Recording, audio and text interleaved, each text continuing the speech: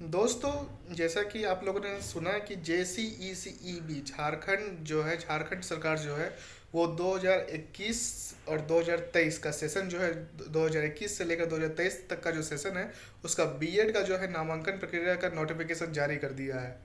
तो दोस्तों, आज हम जानते हैं कि इस नोटिफिकेशन में क्या है और पिछले बार की तरह ही है या इस बार कुछ नया किया है या फिर कुछ हटके गया है, या फिर क्या पिछले बार की तरह सिमिलैरिटी है या फिर क्या अलग किया है।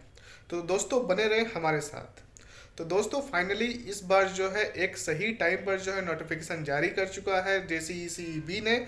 और इसमें जो है यहाँ पर जो है आप अप्लाई कर सकते हैं। तो आपको मैं बता दूं कि कितना तारीख से अप्लाई करना होगा। तो आप जो है 7 सितंबर 2021 से अप्लाई कर सकते हैं और इसका जो है लास्ट डेट है वो 27 सितंबर 2021 तक है।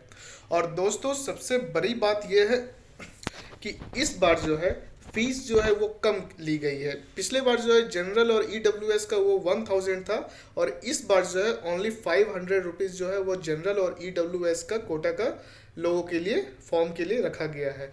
और दूसरा 375 जो है वो OBC 1 और OBC 2 के लिए रखा गया है।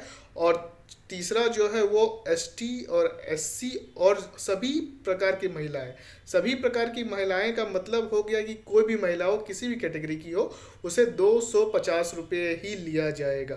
तो दोस्तों, ये हुई फीस स्ट्रक्चर जो फॉर्म फिलअप में लगेगी।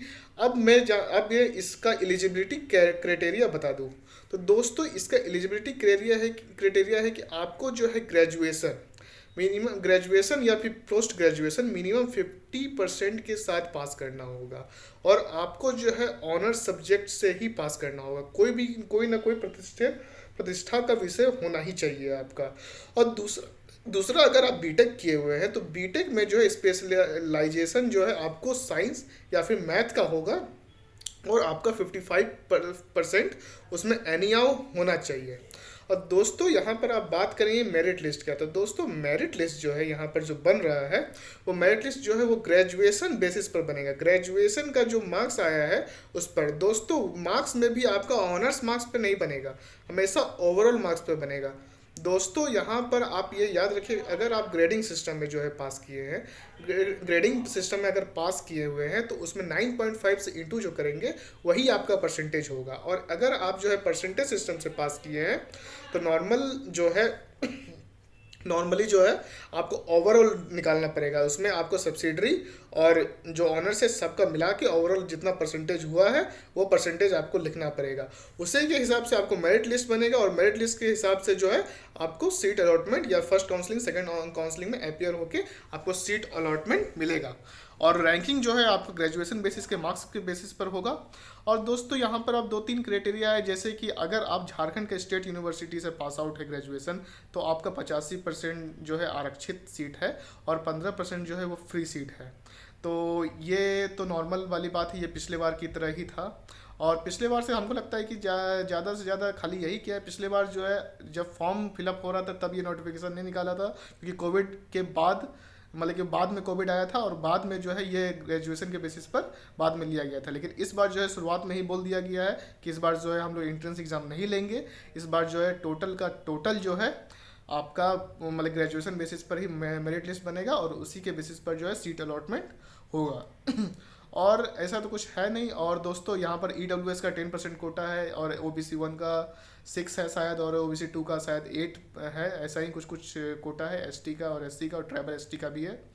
तो दोस्तों, और कुछ भी अगर आपको जानकारी चाहिए अभी इसके बारे में तो आप जो है कमेंट बॉक्स खुला है। आप मतलब कि कोई भी जानकारी आप हमसे पूछ सकते हैं, उसके बारे में आपको तुरंत कमेंट बॉक्स पे रिप्लाई दिया जाएगा। और अगर आपका मतलब कि जो आपका अगर सुनवाई अगर बहुत ज़्यादा बड़ा है तो उसके लिए एक स्पेशल वीडियो भी बनाया जा सकता है, अगर उसके प्रॉब्लम अगर बहुत कोई को आ रहा है तो। और दोस्तों, आप जो है नॉर्मल ऑफिशियल वेबसाइट jcecb.gov.in पर जाके आप जो है नोटिफिकेशन डाउनलोड कर सकते हैं। और ये जो है अभी पेपर पर रिलीज हुआ है।